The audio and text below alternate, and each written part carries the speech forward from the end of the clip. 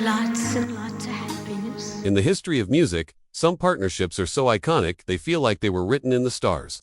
For over 40 years, the connection between Dolly Parton and Kenny Rogers was exactly that, a brilliant, unbreakable bond of music, laughter, and chemistry you just couldn't fake. They were the king and queen of the country duet, a team that gave the world timeless anthems, and a friendship that seemed immune to the pressures of fame. Their energy on stage was electric, their harmonies were perfect, and their affection for each other was so real you could feel it. It was a connection so powerful it fueled decades of speculation, leaving fans wondering what was really going on beneath the surface of their legendary bond. The world saw the smiles and heard the love songs, but there was always a question lingering in the air.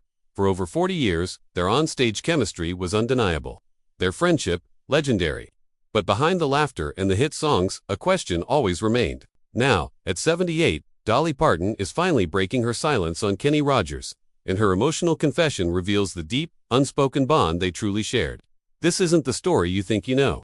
It's a tale of two souls who found something in each other far more precious than a hit record, and a love story that goes way beyond the simple definitions of romance. This is the story of what happens when the music stops and the truth is all that's left. To really get the importance of Dolly Parton and Kenny Rogers' partnership, we have to go back to the early 1980s. Music was changing, country was bleeding into pop, and artists were turning into global superstars. Kenny Rogers was already a giant, with that signature silver beard and a voice as smooth as Tennessee whiskey. The gambler had already conquered the charts. He was a master storyteller, a pop country phenom who could sell out arenas across the globe. Meanwhile, Dolly Parton, a firecracker of talent from the Smoky Mountains, was an icon in her own right. She'd charmed her way from the Grand Ole Opry to Hollywood, a songwriter of pure genius, with a personality so bright it could light up any stage. They had met before, here and there, in the Nashville music scene of the 70s. Rogers had even been a guest on Dolly's TV show, but as he later wrote in his autobiography, they didn't exactly become best friends overnight. He was, in his words, just another guest in the mix of her very busy schedule. They were two massive talents orbiting the same universe, but on totally different paths. That is, until one song, one studio, and one moment of creative desperation changed everything. The year was 1983. Kenny Rogers was in the studio with Barry Gibb from the Bee Gees, trying to nail down a song called Islands in the Stream. For 4 straight days, Kenny had been singing it, but the magic just wasn't there. He was getting frustrated, tired of the song, and was about to give up on it completely. He remembered the moment in his memoir, telling the legendary Bee Gee, "Barry, I don't even like the song anymore." A potential hit was about to be thrown in the trash. But Barry Gibb had an idea. He suggested turning the solo track into a duet and said he knew just the person to bring it to life: Dolly Parton. In a wild stroke of luck, Dolly just happened to be recording in the same studio complex that day. Kenny sent out the call, and as he described it, she came marching into the room. The second Dolly walked in, the entire vibe of the studio changed. The frustration that had been hanging in the air for days just vanished, replaced by a spark of excitement. She didn't just bring her unmistakable voice, she brought an energy that was completely infectious. Rogers later said that once Dolly started singing, the song was never the same. It wasn't just a song anymore, it was a conversation, a playful duet between two equals. His smooth narrative baritone was the perfect anchor for her soaring, crystal-clear soprano. It was lightning in a bottle. Islands in the Stream became more than a hit. It was a cultural phenomenon. It shot to #1 on both the country and pop charts, a rare feat that cemented them as crossover megastars. The song took on a life of its own, becoming the soundtrack for proms, weddings, and karaoke nights everywhere. But more than that, it kicked off the public's obsession with Kenny and Dolly as a pair. The chemistry in the studio radiated from every performance. When they sang to each other, looking deep into each other's eyes, the world was convinced they were watching two people madly in love. The song wasn't just a hit, it created a legend, a mystery, and a partnership that would captivate everyone for the next 40 years. As Islands in the Stream took over the airwaves, the onstage persona of Dolly and Kenny became just as famous as the song itself. Their live shows were a masterclass in chemistry. They'd laugh, they'd joke, and they would look at each other with a fondness that felt incredibly real, because it was. Dolly, ever the feisty little thing, would playfully mess with Kenny, sometimes pinching his butt backstage or teasing him in front of thousands. This wasn't just an act, it was a genuine, comfortable friendship. But to the rest of the world, this playful intimacy was solid proof of a secret romance. The media and the public ran with it. Tabloid headlines screamed about a secret affair. Talk show hosts would wink and nudge when asking about their relationship. Fans desperately wanted the fairy tale to be true, that these two people singing so beautifully about being each other's safe harbor were actually lovers. For decades, this rumor followed them everywhere, becoming a huge part of their shared story. So, what was really going on? Both Dolly and Kenny were pros, and they knew the power of their chemistry. They never backed away from the playful flirting. In fact, they leaned into it. Kenny once admitted it, famously saying, "We flirted with each other for 30 years. But he also gave the crucial context that most people ignored. He explained it was intentional, a professional choice to keep the magic alive for the audience. He said, "I'm a believer that tension is better if you keep it than if you satisfy it." It was that tension, that will they or won't they energy, that made their shows so magnetic. Kenny even called their connection more electric than an affair. Behind the scenes, the reality was much simpler, and in many ways, much deeper. Both Dolly and Kenny consistently denied any romantic involvement, usually with a mix of humor and sincerity. Dolly, who has been married to her famously private husband Carl Dean for decades, had the best explanation for why they never crossed that line. She said, plainly and lovingly, "We were almost like brother and sister, and it would almost be like incest, so we just never went there." This became the official story, a boundary born not out of a lack of love, but a different, more familial kind of love.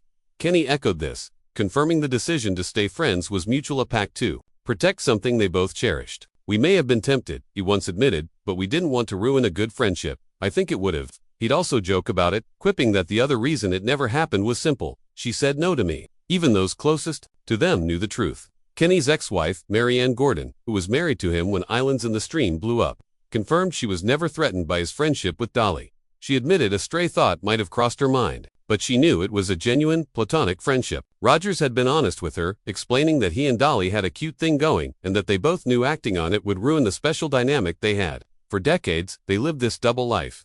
In public, they were the lovers from a country song. In private, they were confidants and friends who had drawn a clear line. The rumor, in a weird way, became part of the act, a running joke between them and the world. As the years went by and the frenzy over the romance rumors cooled down, a clearer, more authentic picture of Dolly and Kenny's relationship began to take shape. It became obvious to anyone really paying attention that their connection wasn't about romantic fantasy. It was built on a deep, shared history and profound mutual respect. The truth was far more beautiful than any tabloid headline. Huge part of their bond came from their similar backgrounds. Both Dolly and Kenny grew up poor. Dolly was one of 12 kids in a tiny Tennessee cabin, and Kenny was raised in a housing project in Houston. They both knew the struggle, the ambition, and the grit it took to climb out of those circumstances and make it to the top. Kenny once reflected on this, saying, "I think one of the things that affects a relationship when you're working with someone is your upbringing and your background." Dolly added, "He, like me, was brought up very poor. We understood that world and how much we wanted things." This shared understanding gave them a shortcut to intimacy, a language they didn't have to explain to each other. This foundation allowed their friendship to blossom into something truly special. They weren't just colleagues, they were family. Dolly often called Kenny a relative, a constant in her life she could always count on. She said in one interview, "We'd eat, hang out, and we found we really liked each other. My band members, his band members, everybody was like family. Kenny, it was always like a relative to me." Dolly often described their connection with a term that captured its depth perfectly: soul partners. She explained, "There's different kinds of soulmates, but with Kenny, I just see him and I smile." This wasn't about romantic destiny. It was about a spiritual and emotional connection. They just got each other on a fundamental level.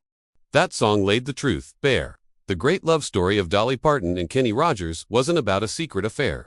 It was the story of a deep, platonic, and unshakable friendship, a soul partnership forged in shared history, mutual admiration, and a love that ran deeper than any hit song. The last few years of Kenny Rogers' career were all about saying goodbye to his fans on his own terms. In 2017, he announced his farewell tour, a final victory lap to celebrate an incredible career. The main event was a massive all-star concert in Nashville called All In for the Gambler, and there was no way that night would be complete without one person by his side. It had to be Dolly. Their final performance together was set to be the emotional highlight of the show. For both of them, the fact that this would be the last time they'd ever share a stage was hitting hard. Before the show, Dolly said, "Performing with Kenny for the last time ever is going to be emotional for both of us, but it's also going to be very special. Even though Kenny may be retiring, as he fades from the stage, our love for each other will never fade away." That night, standing under the lights of the Bridgestone Arena, the years just seemed to melt away. They sang "You Can't Make Old Friends," and of course, "Islands in the Stream." The old magic was still there, but now it was layered with a new tenderness and a sense of finality. They held hands, they hugged, and when they looked at each other, the audience saw the beautiful culmination of a 40-decade friendship. It was a perfect, heartbreaking farewell. Just a few years later, the world would say its own final goodbye. On March 20, 2020, at 81 years old, the legendary singer passed away peacefully. The news shocked the music world, but for Dolly Parton, the loss was deeply personal. The next morning, as the world was grappling with the start of the COVID-19 pandemic, Dolly learned her dear friend was gone. In a raw, emotional video tribute, she shared her shock and grief. With tears in her eyes, she said, "I couldn't believe it this morning when I got up, turned on the TV, checking to see what the coronavirus was doing, and they told me that my friend and singing partner Kenny Rogers had passed away." Her message was pure heartbreak and love. She talked about Kenny's faith, imagining him talking to God and asking him to spread some light onto this darkness going on here. Then, in a moment that moved millions, she expressed the depth of her loss with a phrase that was both simple and devastating. "I loved Kenny with all my heart. My heart's broken, and a big old chunk of it has gone with him today." This was the moment Dolly truly broke her silence. The playful banter and professional chemistry fell away to reveal the raw, unfiltered grief of a woman who had lost one of the most important people in her life. In a written statement, she put it even more starkly. "You never know how much you love somebody until they're gone." She went on to say that beyond all the music and success, she loved him as a wonderful man and a true friend. Holding up a framed photo of the two of them, her voice cracking, she ended her tribute with a message directly to her departed friend. "God bless you, Kenny. Fly high straight to the arms of God." It was a final, loving goodbye to her brother, her soul partner, her old friend. In that moment of sadness, the world finally understood. The love between Dolly and Kenny was real, it was immense, and it had been there all along, hiding in plain sight. In the years since his passing, the silence Dolly once kept about the deeper, more painful parts of her bond with Kenny has been replaced by tender, ongoing reflection. Her breaking silence wasn't about confessing a hidden romance, as the headlines once hoped. It was the heartbreaking, beautiful unveiling of a friendship so profound that its true depth could only be fully understood in the face of loss. The story of Dolly and Kenny is a powerful lesson in the different ways love can show up. For decades, the public tried to fit their connection into a neat little box, the love affair box. But their relationship was too big for that. It was a sprawling, multifaceted bond built on shared history, unwavering support, and a pure joy in each other's company. Theirs was a love story, just not the one everyone expected. It was a story of platonic soulmates who found a home in each other amidst the chaos of global stardom. In her tributes, Dolly has given the world a gift, a more complete picture of their partnership. She talks about how she never got tired of hearing his voice, even after singing Islands in the Stream thousands of times. She remembers how her whole mood would lift when the song was coming up in their set list, just because of the joy it brought the audience and the joy she felt singing it with him. The legacy they leave behind is twofold. First, there's the Musica timeless collection of songs that are now part of the American Songbook. Islands in the Stream, You Can't Make Old Friends, and their other duets will be celebrated for generations. Their voices are forever intertwined, a perfect harmony that captured a moment in time. But maybe their more important legacy is the story of their friendship. In an industry known for rivalries and temporary alliances, Dolly and Kenny built something that lasted a lifetime. They showed that a man and a woman can share a deep, loving, and intensely close bond without it needing to be romantic. They respected each other, championed each other, and simply loved each other as dear friends. So, when Dolly Parton finally broke her silence, she was setting the record straight, but not in the way many had hoped.